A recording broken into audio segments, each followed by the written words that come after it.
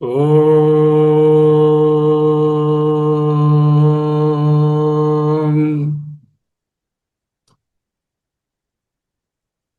శ్రీ గురుభ్యో నమః.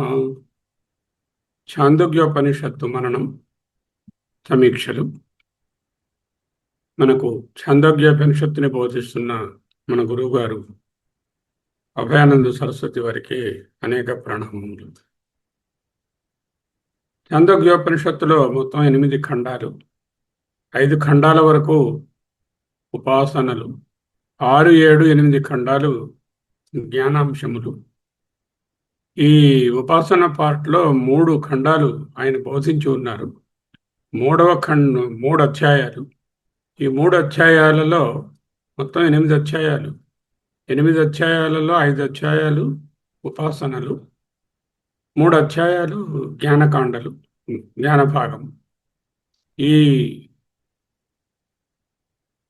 5 ఉపాసనాపరమైన అధ్యాయాలలో 3వ అధ్యాయంలో 19 ఖండాలు ఉన్నాయి. 18 ఖండాలను మనం మననం చేసుకున్నాం. ఈనాడు 19వ ఖండంలో ప్రవేశిస్తున్నాం. దీంతో ఈ ఖండంతో ఈ అధ్యాయం 3వ అధ్యాయం ముగుస్తుంది. వారు 4వ అధ్యాయం మొదలుపెట్టి చెప్పారు. దానిని క్రమేణా మనము మననం చేస్తాం. బేసిక్గా ఛాందోగ్యోపనిషత్తులు అన్నీ ఏం చెప్తున్నాయి? ఉపనిషత్తులో ఉన్న ఉపాసనలన్నీ నీవు వ్యష్టిగా వేరు కాదు, ఆ సమష్టితో ఒకటివే. ఈ విషయాన్ని మనం 18వ దానిలో శరీరంలో, మనసులో, మనలో ఉన్నటువంటి 5 అంశాలను, వాక్కు, ప్రాణం, చక్షు, అలా తీసుకుని శ్రోత్రం, అలాగే ఆది దైవంలో ఉన్నటువంటి 5 అంశాలను తీసుకుని ఈ రెండింటినీ ఓదాంతో ఒకటి సమన్వయపరచుకుంటూ 2 ఆ పరబ్రహ్మ యొక్క ప్రతీకలుగా ఉపాసన చేసి ఉన్నాం. ఇప్పుడు 3:18లో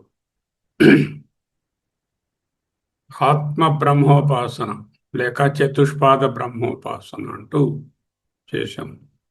19వ ఖండంలో the third chapter of Chandogya Upanishad has 19 khandas. The 19th khanda explores the Aditya Pratika Brahma Upasana. What is this Upasana? Aditya Pratika Brahma Upasana, which teaches the practitioners to meditate on the sun as the supreme symbol of the Brahman. It describes the cosmic evolution of the universe from an unmanifested state into a cosmic egg, Brahmandam, and that eventually splits into the earth and the sky. This philosophical framework maps physical elements like mountains, rivers, oceans to biological components of this primordial egg, illustrating the interconnectedness of all the. When we know that we are born out of a cosmic egg and all the constituents of the cosmic egg are this universe, we get totally interconnected with one another. The birth of the sun is celebrated as the emergence of the first conscious light, bringing life, sound, and desire into the world. And those who engage in this spiritual discipline are said to experience profound joy and surround themselves with harmonious, virtuous speech all around. Ultimately, this upasana provides a practical guide for viewing the natural world not as a mere matter, but as a divine manifestation of universal consciousness and uniting the individual Vyashti with the cosmos, the Samashti. This is a brief introduction in English. Now we will switch to our mother tongue and look at the Upanishad mantras along with the profound meaning there. Chandogyopanishaddu Adityo Brahma Ityupasana. Adityah Brahma iti Upasana. Adityo Brahmetyupasana. 3వ అధ్యాయం 19వ ఖండం సమగ్ర వ్యాఖ్యానం మరియు a path to unification, మార్గదర్శిని. దీనికి introduction ఏమిటి? ఆదిత్య ప్రతీక బ్రహ్మ ఉపాసన. ఛాందోగ్యోపనిషత్తులో 3వ అధ్యాయం 19వ ఖండం అత్యంత ప్రాముఖ్యత కలిగినటువంటి ఆదిదైవ ఉపాసనను ప్రసాదిస్తుంది. ఇక్కడ ఉపనిషత్తు పరబ్రహ్మం కనబడరు. పరబ్రహ్మం మనోవాచాం అగోచరం, మనసుకి, వాక్కుకి, ఇంద్రియాలకు అందదు.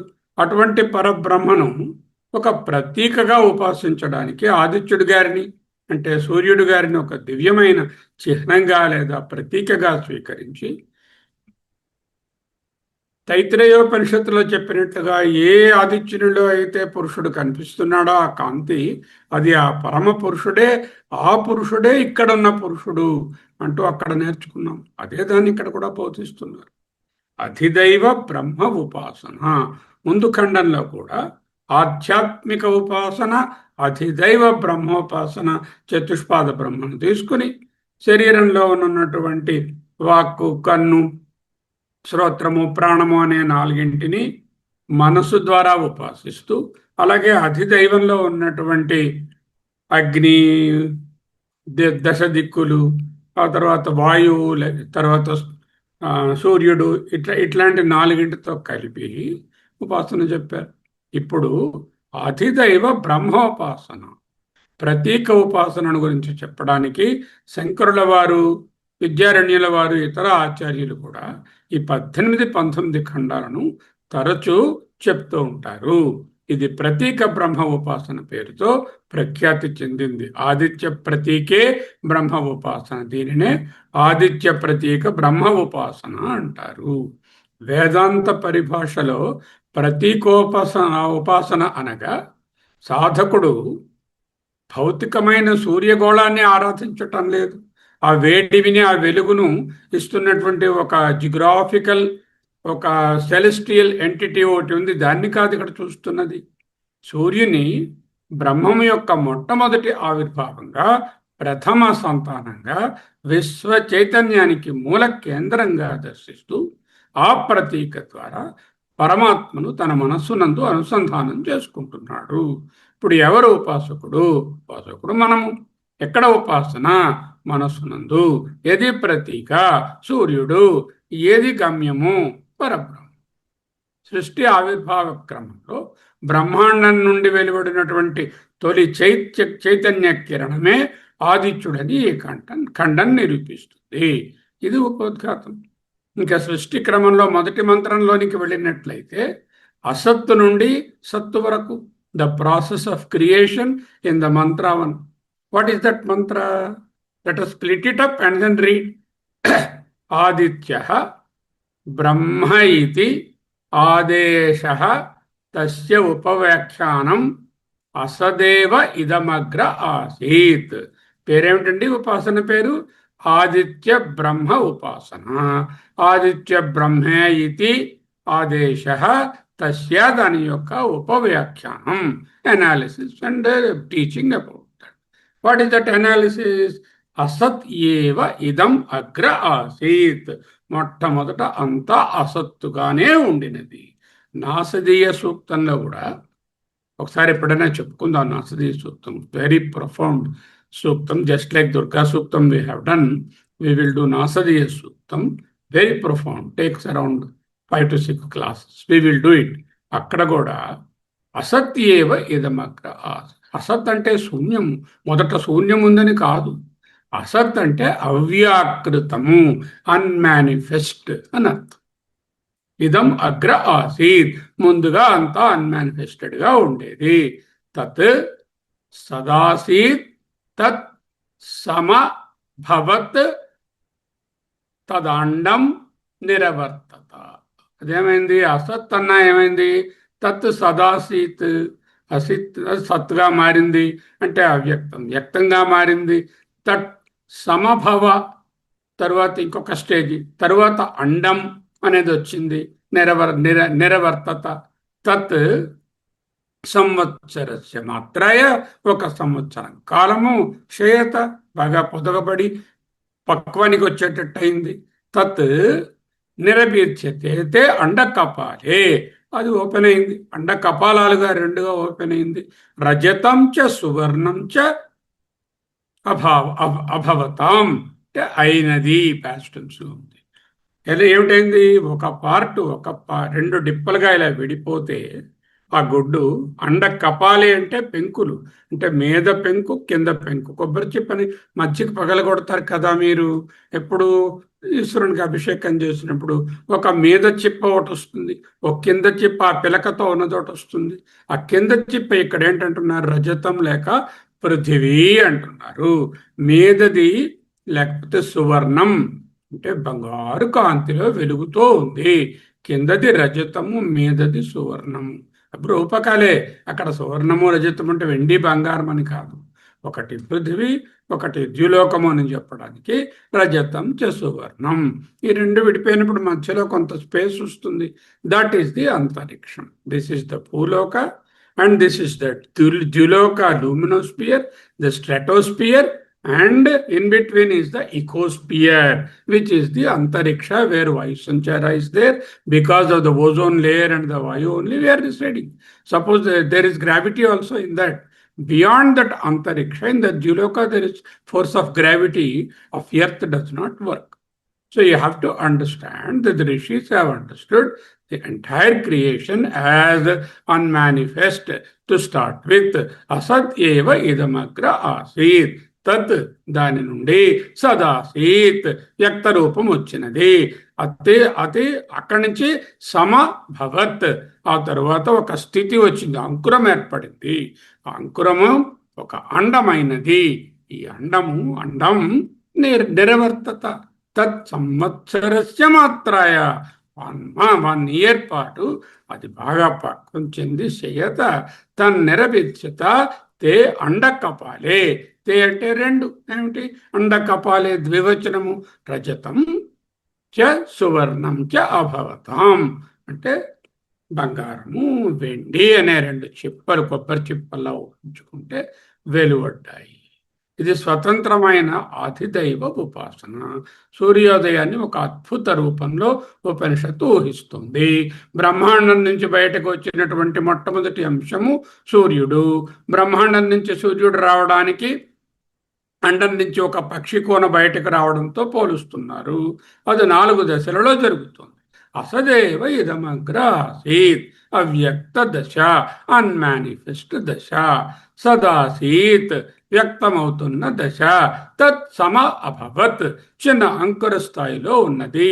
తర్వాత అండ కపాలే పూర్తి స్థాయిలో ఉన్నటువంటి అండము 2 పెంకులుగా విడిపోవడం. సంక్షిప్త భావం ఏమిటి?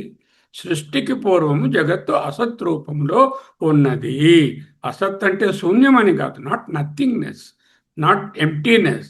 ఇట్ ఈస్ నామరూపాలుగా లేనటువంటి అవ్యాకృతమైన అన్మానిఫెస్ట్ స్థితిగా ఉంది.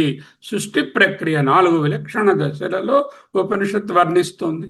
మొదట ఏమిటి? అసత్. అసదేవ ఇదమగ్ర ఆసీత్ నామరూపరహితమైన అవ్యక్త స్థితి. ఆ తరువాత తత్ సత్ ఆసీత్ వ్యక్తమయ్యే స్థితి, సిద్ధపడినటువంటి సంకల్ప స్థితి. సమభవత్ చిన్న అంకురం వలె సృష్టి వ్యక్తీకరణ ప్రారంభించింది. అండం సంపూర్ణమైన కాస్మిక్ ఎగ్గా రూపొందింది. ఈ బ్రహ్మాండం అంటే ఏంటి? అండం అంటే సాధారణంగా ఎగ్ అని, బ్రహ్మాండం అంటే ద కాస్మిక్ యూనివర్స్ గర్భస్థ స్థితిలో ఉండి పొదగబడింది. ఎంతకాలం? సంవత్సరస్య మాత్రం 1 సంవత్సరం పాటు. ఈ కాలము, this is called the potential part. Everything you know what is a potential energy and what is an actual energy, release kinetic energy. So in this 1 year, it has got the potential to become the universe. Then after it has opened out, then the universe actually has come into existence. తర్వాత అది 2గా విడిపోయి ఒక భాగము వెండిగాను మరొక భాగము సువర్ణంగాను దూరంగా వెళ్ళాయి. ఆ మధ్య భాగమే అంతరిక్షం అయినది. వేదాంత విచారణ అవ్యక్త స్థితి నుండి వ్యక్త స్థితికి మారే క్రమంలో అండం ఒక అద్భుతమైనటువంటి ఉదాహరణ. గుడ్డు లోపల జీవం ఎలాగైతే నిగూఢంగా ఉండి సరి అయిన సమయానికి గుడ్డు పగిలి వ్యక్తమవుతుందో అందులోంచి పక్షి కోన, అలాగే బ్రహ్మం నుండి కూడా ఈ విశ్వము క్రమబద్ధంగా ఆవిర్భవించింది. అదేమిటంటే మాండూక్యంలో ఏది పుట్టలేదు అని చెప్పారు. అక్కడ అలాగే చెప్తాం, అది అడ్వాన్స్డ్ స్టేజ్. ఇక్కడెక్కడున్నాము మనము? ఇంకా సాధక దశలో, ఉపాసన దశలో ఉన్నాము. కాబట్టి ఇక్కడ ఉందని నేర్చుకుంటాము. తర్వాత అది ఎలా ఉందో, ఎందుకుందో, అసలు ఏమై ఉందో తర్వాత తెలుసుకుంటాం. బ్రహ్మాండ స్వరూపం రెండవ మంత్రం ఏమిటది? ఒక అద్భుతమైన చిత్రాన్ని రూపొందిస్తున్నారు. They are mapping each individual part of the egg to the components of the universe. Cosmological mapping is mantra 2. What is that? తత్ యత్ రజతకం సయ్యం పృథివీ. దిస్ వరల్డ్, దిస్ ఎర్త్, పృథివీ, సయ్యం ఏదైతే మీకు భూమి అని కనిపిస్తుందో, సయ్యం సేయం పృథివీ. What is that? రజతగం. రజతగం అనేటువంటి ఉపనిషత్ వైదిక ప్రయోగం. రజతం అంటే వెండి. తత్ అది, యత్ ఏదైతే, రజతకం అంటే వెండియో, సయ్యం అది ఈ పృథివీయే, యత్ సువర్ణకం ఏదైతే బంగారం అని చెప్పబడిందో ముందు మంత్రంలో, సా జౌహ్ అది ద్యులోకము, కాంతిలోకము, లుమినోస్పియర్, బంగారం రంగులో వెలిగిపోతుంది. సూర్యుడి కిరణాలు చూడండి బంగారం రంగులో వెలిగిపోతాయి. అందుకే దానిని ద్యులోకము. ద్యుదీపని అంటే వెలుగు అని అర్థం అక్కడ. ఓకే, సా జౌహు యత్ దేని నుంచి, జరాయుతే జరాయు అయితే ఉందో, జరాయు అంటే వెలుపలి పొర. గుడ్డును ఎవరైనా చిన్నప్పుడు చదువుకొని ఉంటే మీకు తెలుస్తుంది. పెంకు, ఆ పెంకులో మీద భాగం ఇక్కడేమో సువర్ణం అన్నాము, కింద భాగంలో ఉన్నటువంటి డిప్పని రజతము పృథివీ అన్నాము. ఒక బయట వెరీ థిన్ లేయర్ కనపడుతుంది. ఆ థిన్ లేయర్ని జరాయువు అంటారు. ఆ జరాయుతే పర్వత, దాని నుంచి పర్వతాలు వచ్చాయి. పర్వతములన్నీ జరాయువు, ఔటర్ కవరింగ్ ఆఫ్టర్ ద పెంకు. ఈ పెంకుది ఏదైతే ఉందో ఎగ్ తాలూకా షెల్, ఆ షెల్ లోపల ఉన్నటువంటి దాని భాగంలో ఔటర్ కవరింగ్ని జరాయువు అంటారు. అవే పర్వతాలు అయ్యాయి.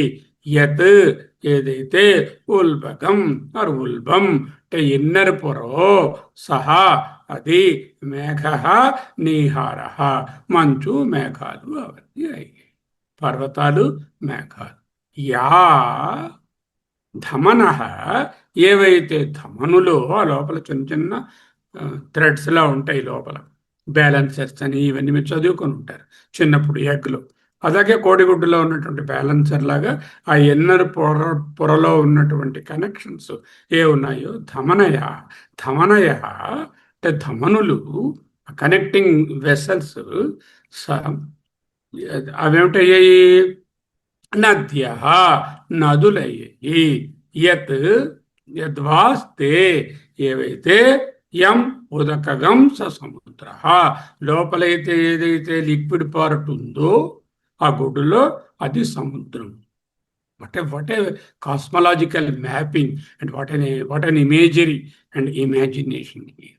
You see, the two cups are separated, the upper cup and lower cup. The upper cup happens to be the Juloka, the lower cup is the Prithvi. Okay, that's fine. Tat rajatagam seyam Prithvi, yat suvarnagam ఏదైతే బంగారంగా ఉన్నదో, సా అది ద్వౌహు అంటే ద్యులోకము, యజ్జరాయు ఏదైతే the so called outer power, outer covering, outer పొర ఏదైతే ఉందో after the shell, from that the పర్వతములు వచ్చాయి. యదుల్పకం ఇన్నర్ పార్ట్, ఇన్నర్ పొర, దాని నుంచి మేఘ నీహార వచ్చాయి. ఏవైతే కనెక్షన్స్ ఉన్నాయో ధమనులు అన్నాము, వాటిని నదులు అన్నాము. యద్వాస్తే స్థేయం, యద్వాస్తేయం ఏదైతే లిక్విడ్ పార్టో అది ఉదకగం సముద్రం. వాస్తేయం అంటే మీరు పాదౌ యస్య నాభి అంటూ చదివిన దాంట్లో యస్య వాస్తేయమబ్ధి, ఎవని యొక్క పొట్ట అబ్ధి సముద్రము. ఇక్కడ ఉపనిషత్తు ఏంటంటుంది? వాస్తేయం లేక వస్తేయం. యాక్చువల్గా వా దీర్ఘమే పెట్టారు. వాస్తేయం ఉదకం అంటే లిక్విడ్ పార్ట్, సముద్రము. మంత్రాన్ని ఎక్స్ప్లెయిన్ చేశాము. ఇప్పుడు చూద్దాం విశ్వరూప చిత్రణ. సాధకుడు బాహ్య ప్రపంచం అంతా బ్రహ్మమయమని తెలుసుకోవాలి. ఎందుకు? ఫైనల్గా అంతా బ్రహ్మంగానే వాడు చూడగలిగి ఉండాలి సాధకుడు. ముందు బ్రహ్మం తాలూకా రూపాలుగా వీటిని ఊహించి, ఈ రూపాలన్నిటికీ బయట కనిపిస్తున్న ఉపాసలకు వెనుకనున్నది బ్రహ్మమే అని జ్ఞానంలో తెలుసుకుంటాడు. బ్రహ్మమయమని అవగతం కాగడానికి బ్రహ్మాండంలో ఉన్న భాగాలను భౌతిక ప్రకృతితో క్రింది విధంగా ఉపనిషద్ద్రష్ట అనుసంధానం చేశారు. సంస్కృత పదం ఏమిటి? రజతగం కపాలం, క్రింది ప్రెక్కు, సిల్వర్ షెల్, దట్ ఈస్ పృథివీ. ఇయం పృథివీ, ఓ ఈ పృథివీ. సువర్ణగం కపాలం, సువర్ణ కపాలం.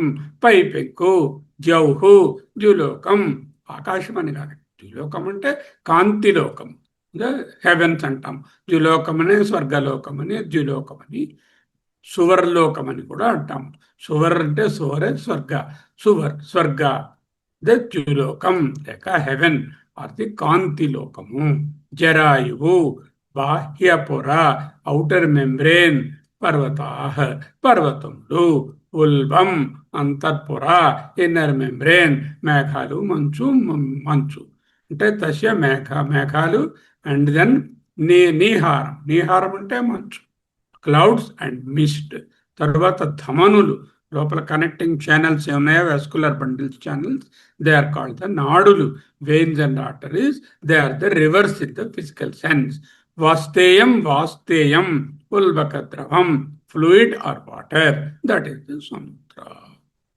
Very easy.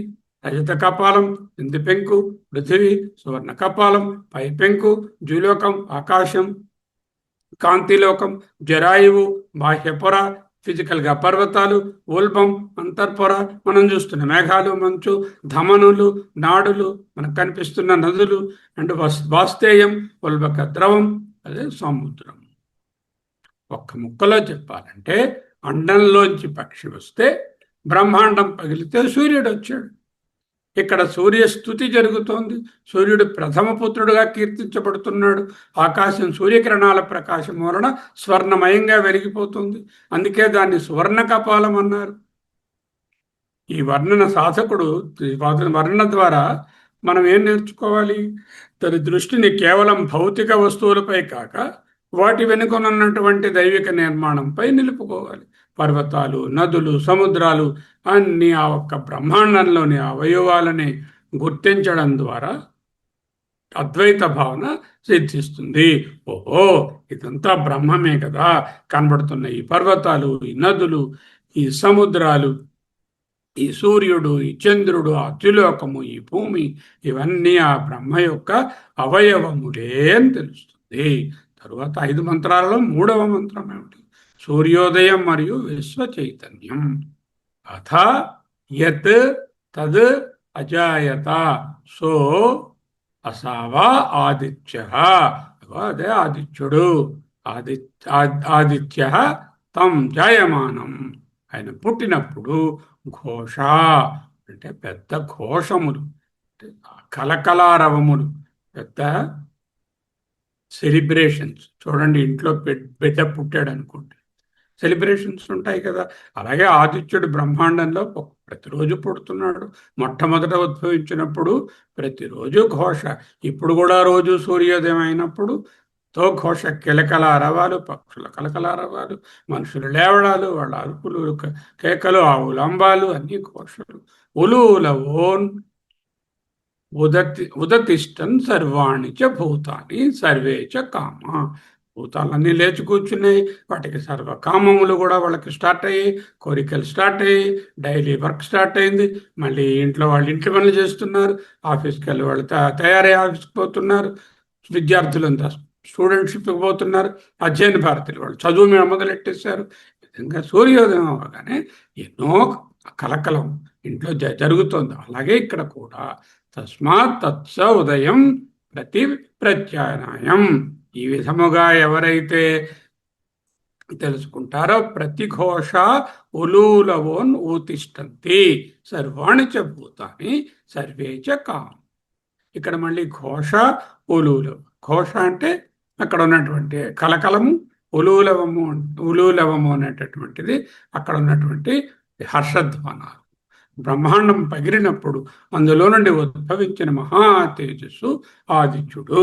ఆయన ఆవిర్భవించినప్పుడు దిక్కులు పిక్కటెళ్ళేటట్టుగా గొప్ప ఘోషా శబ్దాలు, ఉలూలవ ఆనందమైనటువంటి హర్షధ్వానాలు పుట్టాయి. ఆయనతో పాటే సమస్త ప్రాణులు వాటి అసంఖ్యాకమైనటువంటి కామా కోరికలు కూడా వ్యక్తమయ్యాయి. ఘోషా ఉలూలవ అని రాశారు. ప్రథమ పుత్రుడు పుడితే ఇంట్లో ఎంత సందడి, కోలాహలం. సూర్యుడు బయటకు రాగానే ఊరిలో జీవితంలో సందడి మొదలైంది. ఇదే ఉలూల్ ఘోష అనేది ఆ సందడి, కోరికలన్నీ పుట్టుకొచ్చాయి. సూర్యుడు ఈ విశ్వానికి ప్రథమ పుత్రుడు మరియు విశ్వం యొక్క నేత్రం. ఎందుకు? ఆ వెలుగులోనే అన్నీ తెలుస్తున్నాయి. కంటి వెలుగుకు కూడా సూర్యుడే ఇంపార్టెంట్. ఒక గృహంలో బిడ్డ పుడితే ఎంతటి మంగళకరమైన వాతావరణం, కోలాహలం ఉంటుందో సూర్యుడు ఉదయించినప్పుడు కూడా ఈ విశ్వమంతా అటువంటి చైతన్యంతో నిండిపోతుంది. సూర్యోదయం అనేది కేవలం వెలుగు రావడం మాత్రమే కాదు, అది ప్రాణికోటిలో ఒక కొత్త జీవాన్ని ఇస్తుంది, ఒక కొత్త మార్నింగ్ని స్టార్ట్ చేస్తుంది. జీవ కళను, కర్తవ్యాన్ని, సంకల్పాన్ని మేల్కొల్పే మహత్తరమైనటువంటి ఘట్టము సూర్యోదయం. ఎవరైతే సూర్యోదయాన్ని చూడకుండా ఇంకా ముసుగేసుకుని నిద్రపోతూ ఉంటారో వాళ్ళు ప్రత్యేకమైనటువంటి ఒక మహత్తరమైన ఘట్టాన్ని కోల్పోతున్నారు. అందుకే సూర్యుడు ఉదయించినప్పుడల్లా ప్రకృతిలో ఒక క్రొత్త ఉత్సాహం, శబ్దం కనపడుతుంది. అదే the so called good morning, శుభోదయం. సరేనండి, ఈ విధంగా తెలుసుకున్నాడు. ఏం తెలుసుకున్నాడు? ప్రపంచమంతా ఒక బ్రహ్మాండము. ఇది ముందు అవ్యక్తంగా ఉంది, తర్వాత వ్యక్త స్థితికి వచ్చింది, తర్వాత సమాభవత్. అక్కడి నుంచినేమో అండమైంది, అండం పగిలింది.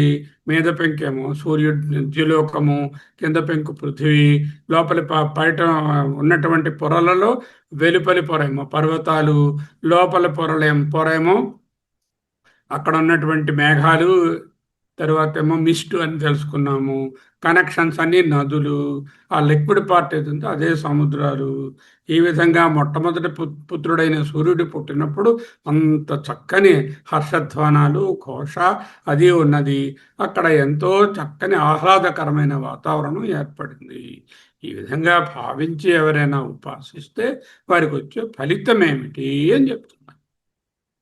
సయ ఏతం ఏవం విద్వాన్ సహాయాడు ఎవడైతే సహావాడు, ఏతం దీనిని, ఏవం ఇక్కడ చెప్పినట్లు, విద్వాన్ తెలుసుకుని అంటే ఉపాసించి, ఆదిత్యం బ్రహ్మేత్యుపాస్తే ఆ ఆదిత్యుడే బ్రహ్మ యొక్క స్వరూపముగా ప్రతీకగా భావించి ఉపాసన చేస్తాడు. ఉపాసః తేభ్యాసోహ ఏనేదగం సాధవో కోశ ఆచ గచ్చేయుః ఉపచ నిమ్రేడేరన్. వాళ్ళకి ఏమిటి ఫలితం? సాధవో ఘోష అంటే వాళ్ళు మంచి విషయాలే వింటారు, చెడు విషయాలు వాళ్ళ చెవిన పడవు.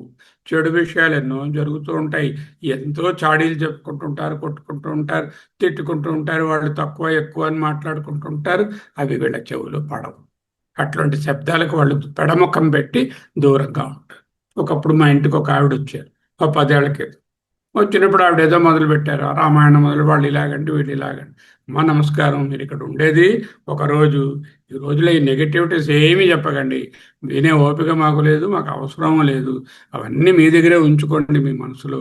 నన్ను అడిగితే మీరు మనసులోంచి కూడా వాటిని తోసేయండి, ఏదైనా మంచి విషయాలు ఉంటే మాట్లాడండి అని డైరెక్ట్ చేసి ఆ రోజు నుంచి ఆవిడ సైలెంట్ అయిపోయింది. రోజంతా హాయిగా మంచిగా గడుపుతుంది. సో ఇదే సాధవో ఘోష. ఆచ గచ్చేయుః ఉపచ నిమ్రేడేరన్. నిమ్రేడేరన్ అంటే ఏమిటి, ఆ పదం ఏమిటో అర్థం చేసుకోవాలి. ఎవరైతే ఈ రహస్యాన్ని గ్రహించి ఆదిత్యుని బ్రహ్మంగా ఉపాసిస్తారో వాటికి లభించేటటువంటి ఫలము అద్భుతమైనది.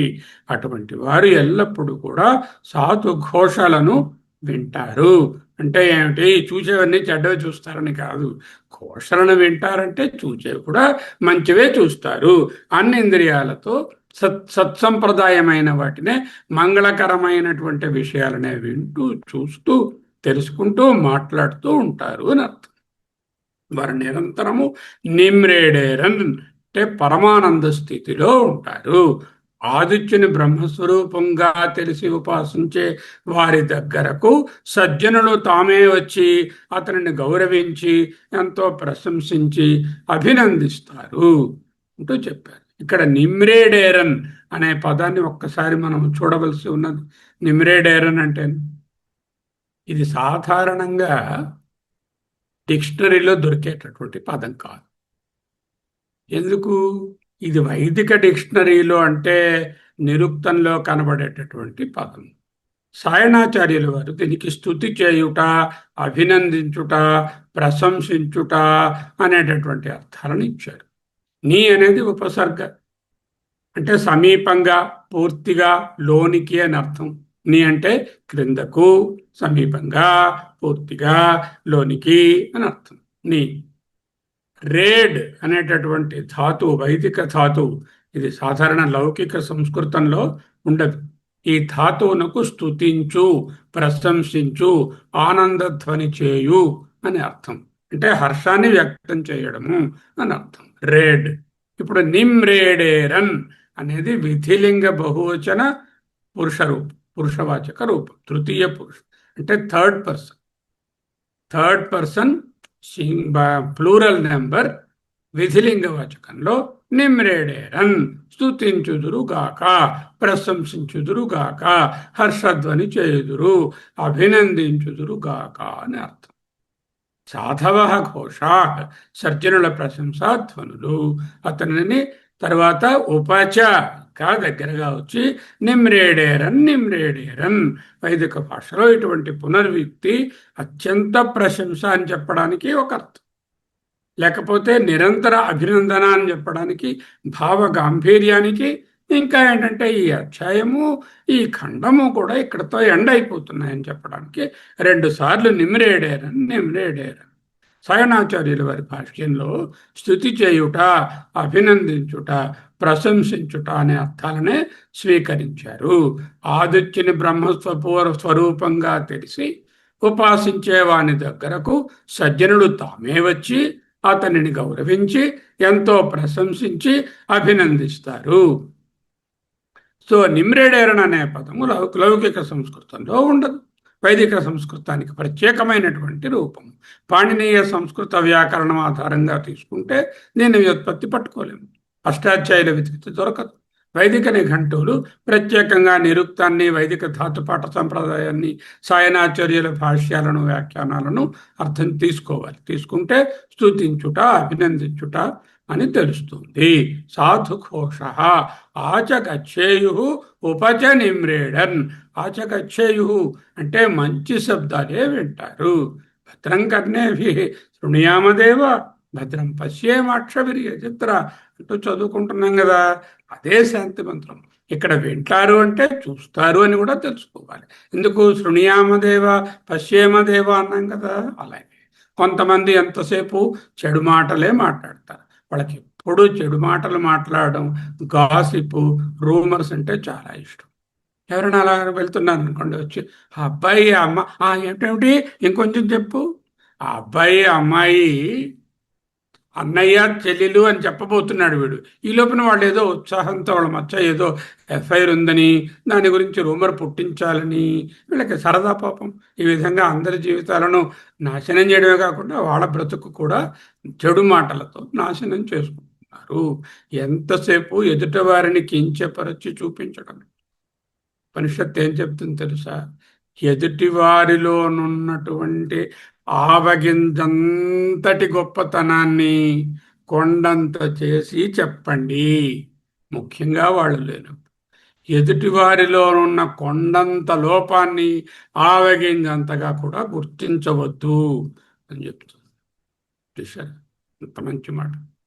అని ఉపాసనలు చేసిన వారి చెవిని అలాంటి మాటలు పడవు, సాధుఘోష వింటారు, నిమ్రేడేరన్ ఆనందంతో ఉంటారు. ఇది నిమ్రేడేరన్ అనేటటువంటిది పునరుక్తమైనటువంటి ఆనందం లేక బ్రహ్మానందం. ఈ మంత్రంలో నిమ్రేడేరన్ అని 2 సార్లు అనడం వలన ఖండం పూర్తయింది, 19వ ఖండం 3వ అధ్యాయం కూడా పూర్తయింది అని సూచించడం, ఆ ఆనందం ద్విగుణీకృతమైందని చెప్పడానికి కూడా ఇది ఒక మార్గం. ఈ ఉపాసకుడికి లోకంలో అమంగళకరమైన కఠినమైన శబ్దాలు వినే అవకాశమే ఉండదు. చెప్పుడు ఆధ్యాత్మికమైన సంతోషకరమైన అధ్యయన భారతిలోనున్న వాతావరణం లాంటి వాతావరణమే ఉంటుంది. ఇక్కడ చూడండి, అధ్యయన భారతిలో అందరూ ఒకరినొకరు ఎంత చక్కగా గౌరవంగా చూసుకుంటున్నారు. ఒకళ్ళంటే వాళ్ళకి ప్రాణం. ఒక్కరోజు కూడా చెడు మాటలు ఒకరి గురించి ఒకరు చెప్పుకోలేదు, అటువంటి వినను లేదు. రోజు మంచి విషయాలే వింటున్నాం. ఆ ఉపనిషత్ ద్రష్టలు చూచి మనకు అందించిన ఈ జ్ఞానసారాన్ని మనం గ్రోలడం కన్నా వేరే అవకాశం, అదృష్టం ఏముంటుంది? ప్రయోగాత్మకమైన ప్రాక్టికల్ యూటిలిటీ గైడ్ ఏమిటి?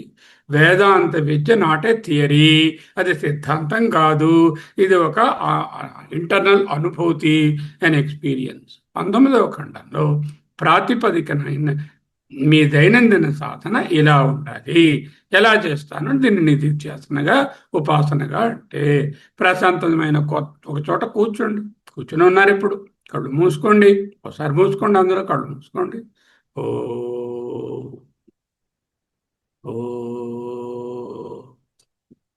కనులు లేసగా తెరవండి. చెప్తున్నది వినాలి, చూడాలి కదా. పృథివిని ఒక వెండి కంచం, అనంతమైన ఆకాశం, సూర్యకాంతితో మెరుస్తున్న స్వర్ణ కవచం కంటెంప్లేట్ చేయండి. నేను ఉన్నటువంటి పృథివీయే వెండి, రజతమయము. ఇప్పుడు మనకు ఈశ్వరుడు గారు రజతాద్రి మీద ఉన్నారు అంటే ఏమిటి అర్థం? రజతం అంటే పృథివీలో ఉన్నతమైన శిఖరం హిమాలయము.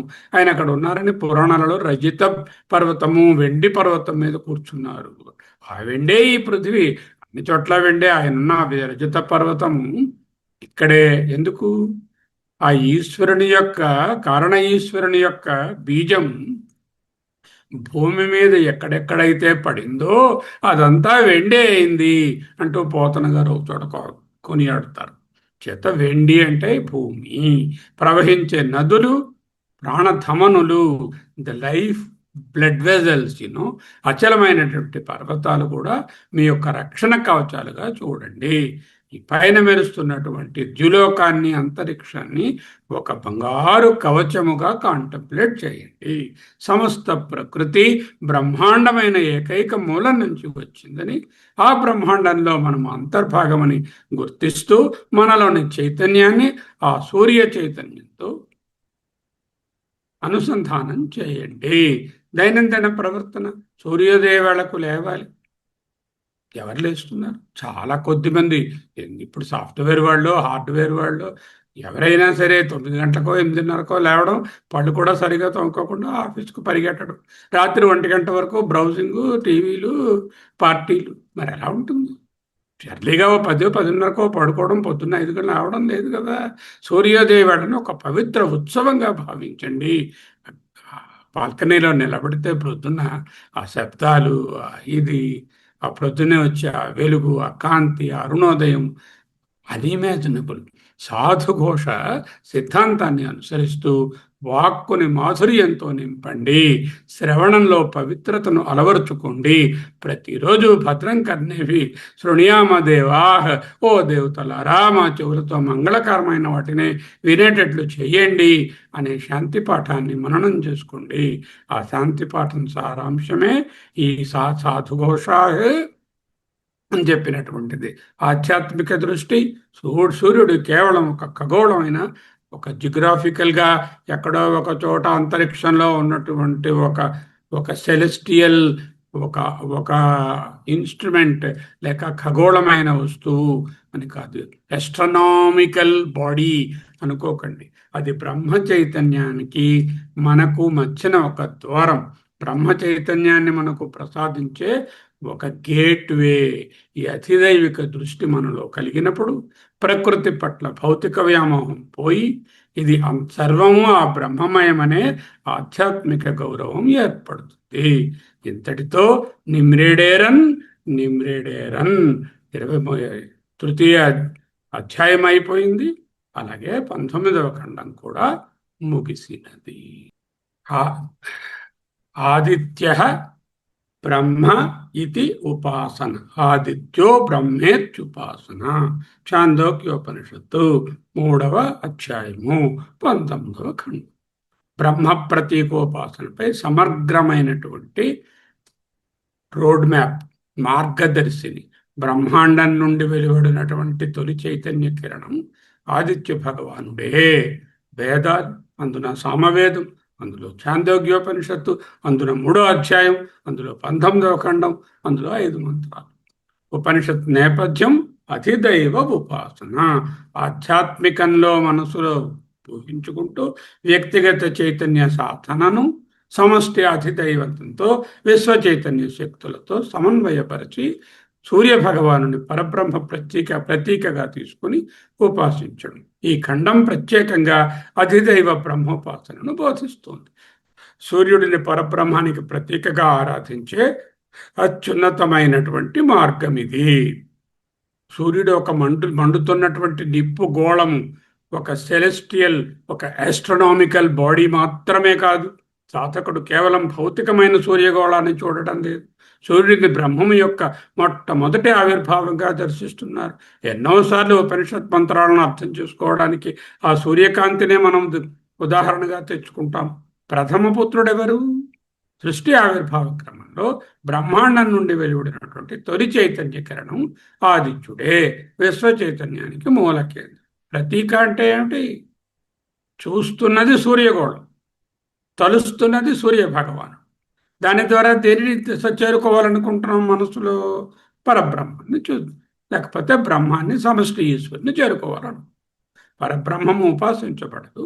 సమష్టి ఈశ్వరుడు ఈ సూర్యునితో ప్రతీకగా ఉన్నాడు అని చెప్తుంది. మంత్రం ఒకటేం చెప్పింది? అసత్ మొదట్లో, అంటే శూన్యం కాదు, అవ్యక్తం అని చెప్తున్నా. సృష్టికి పూర్వం ఈ జగత్ అసత్ రూపంలో ఉంది. ఈ అసత్ అంటే శూన్యం కాదు, అవ్యాకృతమైనటువంటి స్థితి, అన్మానిఫెస్ట్ స్థితి. సో ఈ స్టేజెస్ 4 చెప్పారు. అసత్, సత్, సమభవత్, అండం. అసత్ అంటే నామరూపరహితమైన అవ్యక్త స్థితి, సృష్టి వ్యక్తమవడానికి సిద్ధపడినటువంటి సంకల్ప స్థితి, ద పొటెన్షియాలిటీ దేర్, ద సత్. దెన్ భవత్ అంటే చిన్న అంకురంగా ఏర్పడింది, వ్యక్తీకరణ ప్రారంభమైంది. ఆ తర్వాత అండంగా మారింది. ఈ అండంగా రూపుదిద్దుకొని అండం పగిలి సృష్టి ఏర్పడింది. ఇంక్యుబేషన్ పీరియడ్ ఎంత? మనకు 9 నెలలు తల్లి గర్భంలో మనము 10 నెలల పాటు ఆమె మనను మోసి కన్నది. అలాగే ఈ బ్రహ్మాండానికి 1 ఏడాది పాటు ఇచ్చారు. బ్రహ్మాండం 1 సంవత్సరం పాటు గర్భస్థ స్థితిలో ఉండి పొదగబడింది. ఇది పొటెన్షియాలిటీ నుండి యథార్థ స్థితికి, యాక్చువాలిటీకి సాగిన పరిణామ క్రమం. అది స్ప్లిట్ అయింది, 2 భాగాలుగా ఏర్పడ్డాయి. తే అండకపాలే రజతగం చ సువర్ణం చ అభవతాం. అండం 2గా విడిపోయింది. ఒక భాగం రజతం, 2వ భాగం బంగారంగా, సువర్ణంగా రూపాంతరం చెందాయి. రజితం అనుకుంటారు చాలా మంది, జీ ఉండదు. రజతం అంటే వెండి, రజితం కాదు, రజతం. సువర్ణం, సువర్ణం ఎందుకు? సువర్ణం అంటే బంగారు చక్కటి కాంతినే వర్ణం అంటే కాంతి. సువర్ణం సమ్యక్ వర్ణం, సువర్ణం మంచి వర్ణం. సు అంటే మంచి, గొప్ప, ఉత్కృష్టమైన వర్ణం అని అర్థం. సో ఈ భౌతిక ప్రకృతిని బ్రహ్మాండంతో ఎలా అనుసంధానం చేయాలి? భూగోళ శాస్త్రంలో మనకు కొన్ని ఉన్నాయి, శరీరంలో కొన్ని, ఈ గ్రుడ్డు తాలూకా శరీర శాస్త్రం బయాలజీలో కొన్ని ఉన్నాయి. రజత కపాలం క్రింది డిప్ప, అది పృథివీ. శేయం పృథివీ, అదే ఈ పృథివీ. సువర్ణ కపాలం జౌహు, ద్యులోకం, ఆకాశం. జరాయువు పైపొర, పర్వతాలు. లోపలున్న పొర ఉల్బము, మేఘాలు, మంచు. తర్వాత ధమనులు, inter connecting links inside the egg, అవే నదులు. వాస్తేయం, వాస్తేయం కాదు, వాస్తేయం అంటే ఏదైతే లిక్విడ్ పార్ట్ ఉందో అదే సముద్రము. యస్య వాస్తేయం అబ్ధి అంతస్థం విశ్వమఖిలం సుర నర ఖగ గో భోగ గంధర్వ దైత్యై చిత్రం తం రమ్య చిత్రం రమ్యతే తం త్రిభువన వపుషం విశ్వమీశం నమామి. జౌహు పాదౌ యస్య నాభిః వియత్ అంటూ వేదవ్యాసుల వారు పూర్వపీఠికలో విష్ణు సహస్రనామానికి రాసిన శ్లోకాలలో యస్య వాస్తేయమబ్ధి అన్నారు.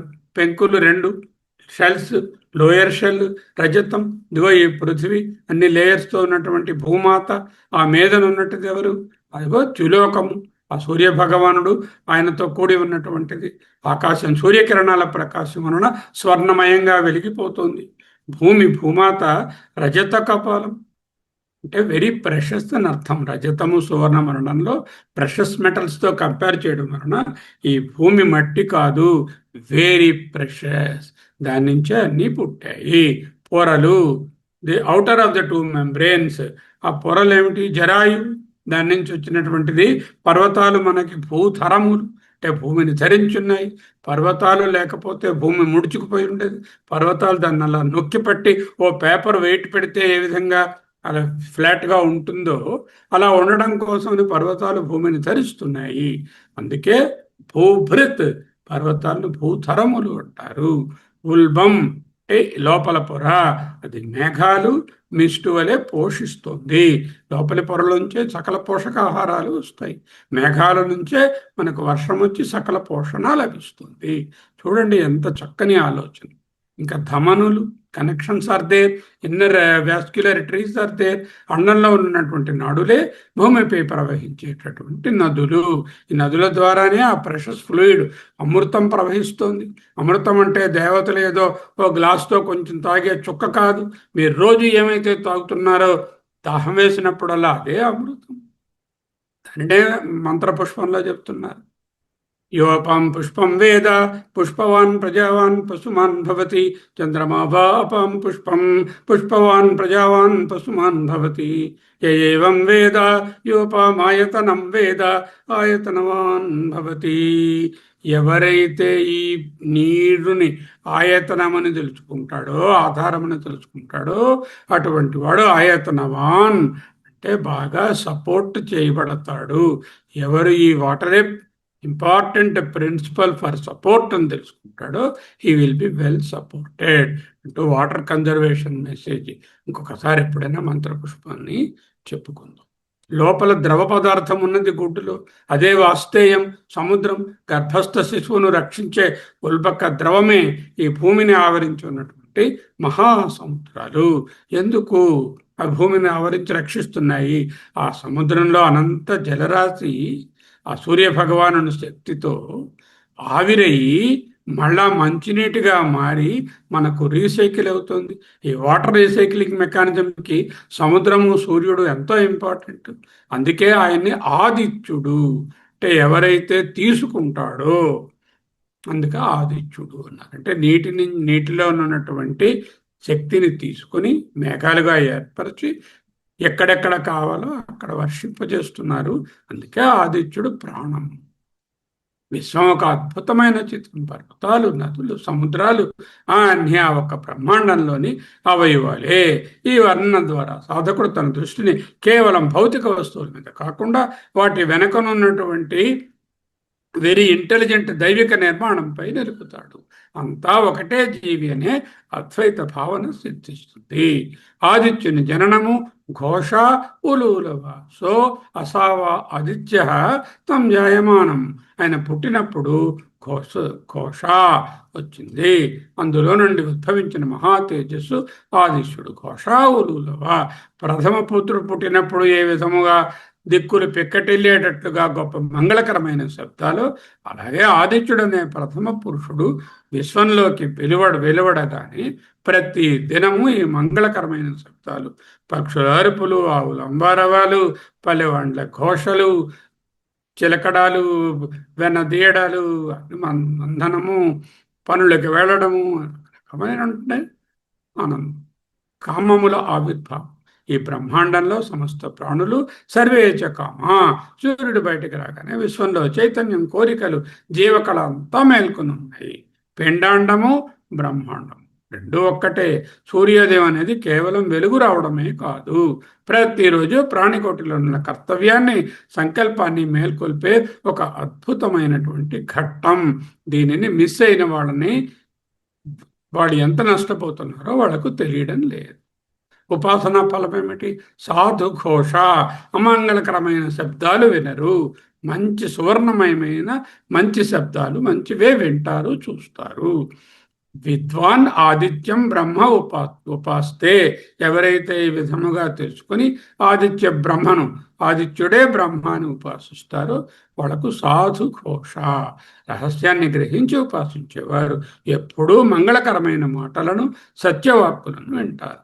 వారి చెవిన కించపరిచే మాటలు పడవు. చుట్టూ ఎప్పుడూ ఆధ్యాత్మికమైన వాతావరణమే నెలకొని ఉంటుంది.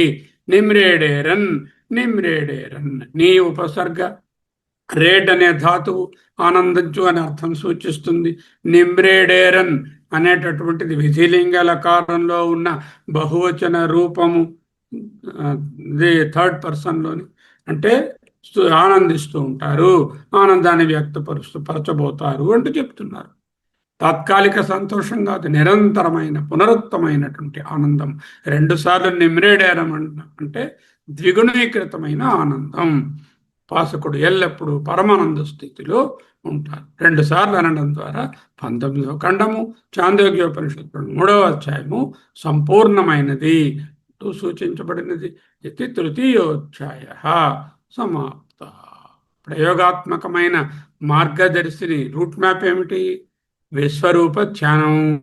భూమిని రజత కవచంగా, ఆకాశాన్ని స్వర్ణ కవచంగా, నదులను ప్రాణనాడులుగా భావన చేస్తూ చైతన్యాన్ని సూర్య తేజస్సుతో అనుసంధానం చేయడం.